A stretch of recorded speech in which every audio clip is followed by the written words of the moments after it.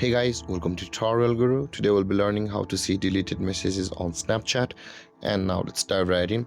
Now to see deleted messages on Snapchat, first open up your Snapchat app and make sure to be logged into your account on which you want to see your deleted messages. And from this interface, guys, at the top left corner of the screen, you can see your Bitmoji or your profile icon. Tap on it. And again at the top right corner of the screen on this interface, tap on the settings or the gear icon.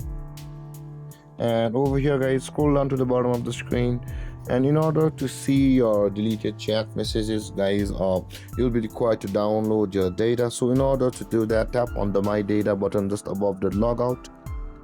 And over here, guys, you can see you can either choose to download all of these backed up data by Snapchat, or if you want just to see your deleted messages, unselect all of these and just tap on the chat history and tap on next, and enter the date from when to when you want to see the deleted messages of that duration.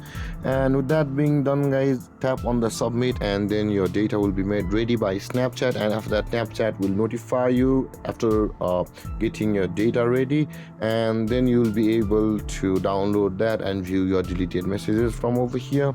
And with that being said, guys, this is how to see deleted messages on Snapchat.